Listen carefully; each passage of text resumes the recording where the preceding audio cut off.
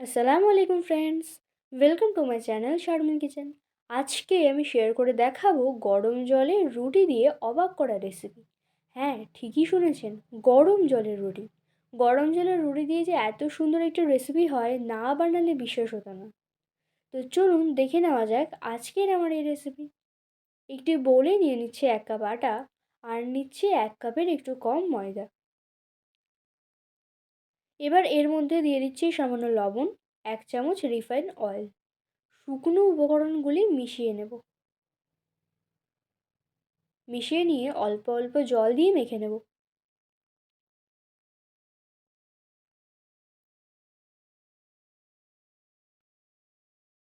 একটু শক্ত ডো করে নিতে হবে।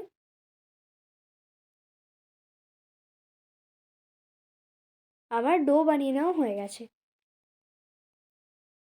এবার রুটি বেলে নেব। খুব বেশি বড় করে বেলবো না, এরকম পাতলা মতো করে বেলে নেব সবগুলি। এদিকে কড়াইয়ে জল গরম করে নিয়েছি। জল ফুটে যাওয়ার আগের মুহূর্তে রুটিগুলো দিয়ে দিচ্ছি।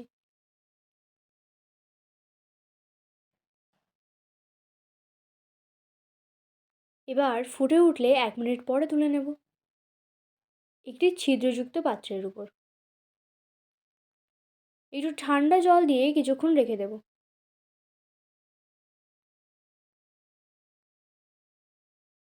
তারপর একটি প্লেটে নেব। 5 মিনিট একটি প্লেটে এভাবে রেখে দেবো। 5 মিনিট পর রুটিটা নিয়ে এরকম ফোল্ড করে নেব।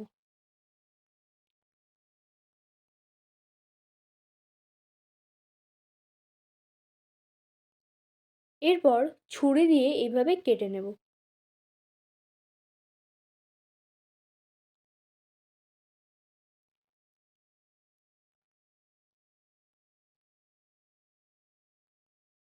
একটু আটা লাগিয়ে নেব। তারপর একটি টুকরো এভাবে ছাড়িয়ে নেব। সবগুলি রুটি এভাবে করে নিয়েছি।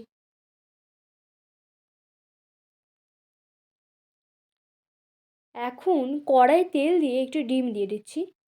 এগ স্ক্র্যাম্বল করে নেব। একটু লবণ দিয়ে করে নেব।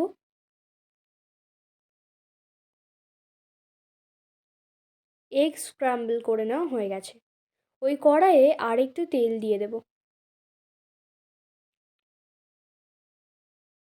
তেল গরম হয়ে গেলে দিয়ে দিচ্ছি কিছু ক্যাপসিকাম কুচি, কিছু গাজর কুচি, পেঁয়াজ কুচি, 2-3টি কাঁচা লঙ্কা কুচি। সব কিছু মিশিয়ে নেড়ে চেড়ে নিলাম।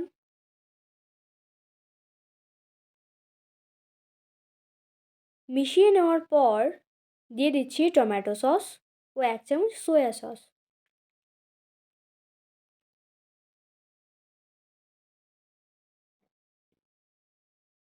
এগুলো দিয়ে মিশিয়ে নিচ্ছি।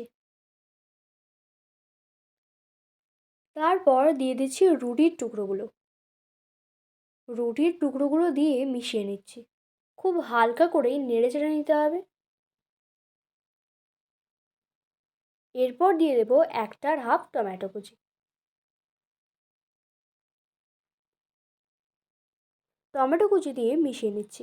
সামান্য লবণ দিয়ে দিচ্ছি। এখন দিচ্ছি এগ স্ক্র্যাম্বল। এগ স্ক্র্যাম্বল দিয়ে আবারও মিশিয়ে নিচ্ছি। শেষে একটু চিনি দিয়ে নেড়েচেড়ে মিশিয়ে নিলেই কমপ্লিট।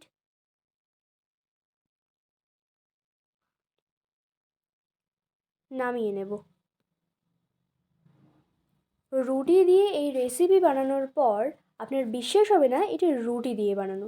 দারুণ টেস্ট হয়েছিল। একদম পাস্তার মতো খেতে হয়েছিল। এটি হোমমেড নুডলসও বলা যেতে পারে। আপনারা বাড়িতে একবার ট্রাই করে দেখুন, আশা করছি ভালো লাগবে। ভালো লাগলে লাইক কমেন্ট করে দেবেন। আর আমার চ্যানেলের নতুন সদস্য হয়ে থাকলে চ্যানেলটি সাবস্ক্রাইব করে পাশে থাকার অনুরোধ রইল। Thanks for watching.